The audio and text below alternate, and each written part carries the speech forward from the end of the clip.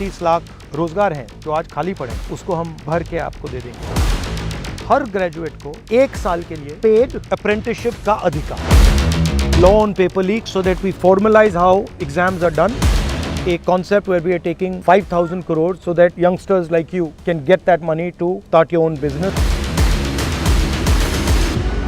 कुछ पूछना चाहते हैं मुझसे, क्या डिस्कस करना चाहते हैं? सर, मैंने BSc B.Ed किया है। मेरे जैसे कई सारे स्टूडेंट हैं जिन्होंने टेट तक पास की है। सरकार है कि वो कायमी भर्ती नहीं कर रही। तो सर जी, हमें आपसे ये उम्मीद है कि आपकी सरकार आए और हमें कायमी भर्ती मिले। ये जो आजकल का हिंदुस्तान का इकोनॉमिक सिस्टम है, आप यंग लोग हो, आपको समझ आ रहा है क्या हो रहा है इसमें? सर, जैसे ये अपने टी शर्ट या कुछ भी आता है, फ़ोन होता है, वो मेड इन चाइना या बाहर से आता है। Very good. तो प्रोडक्शन कहाँ हो रही है? बाहर से। चाइना में? चाइना से। तो जॉब कहाँ जा रही है? बाहर जा रही है। ठीक है, उसको बेच कौन रहा है? जो उद्योगपति और वो उनके। तो क्या हो रहा है, चाइना का माल हिंदुस्तान में बेचा जा रहा है। चाहे वो सेलफोन हो, इसके सारे के सारे कंपोनेंट्स चाइना से आएंगे, यहाँ पे असेंबल कर देंगे और फिर कहेंगे made in India. Not made, it is not made in India, it is assembled in India. Assembly में और मेक इन इंडिया में बहुत फर्क है। मेक इन इंडिया मतलब ये पूरा का पूरा जो इसका स्ट्रक्चर है, ये यहाँ बना है, लाखों युवाओं को रोजगार मिल रहा है। असेंबल्ड इन इंडिया मींस इसके सब पार्ट चाइना में बन रहे हैं और वहां पे मतलब 10, 15, 20 लोगों को जॉब मिल रहा है और यहाँ पे एक बंदे को जॉब देना वो जोड़ रहा है। और हमारे उद्योगपति क्या कर रहे हैं, चाइनीज प्रोडक्ट को यहाँ बेच रहे हैं, फायदा चाइना के बंदे को हो रहा है और हमारे बड़े उद्योगपति को।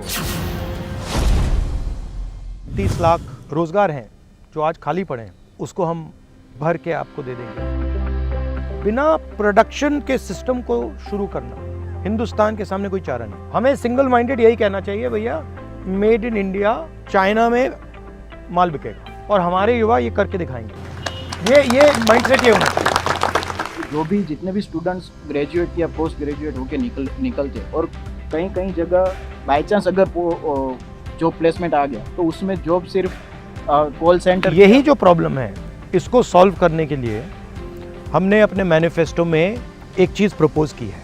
हर ग्रेजुएट को, चाहे वो डिप्लोमा होल्डर हो, चाहे वो कॉलेज यूनिवर्सिटी ग्रेजुएट हो, हर ग्रेजुएट को राइट टू अप्रेंटिसशिप दे। हर एक ग्रेजुएट आपसे कहेगा कि भैया मैं अप्रेंटिसशिप कर रहा हूँ, 1 साल की है, उसमें मुझे मेरी बेसिक ट्रेनिंग हो जाएगी और 1 लाख रुपए मेरे पॉकेट में 1 साल का मिलेगा। तो ये हम करने जा रहे हैं।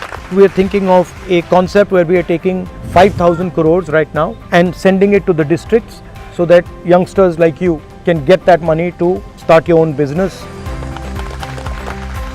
We are going to make a law on paper leak so that we formalize how exams are done. We don't allow this business of outsourcing exams and then we punish people who leak papers or try to take advantage of the system.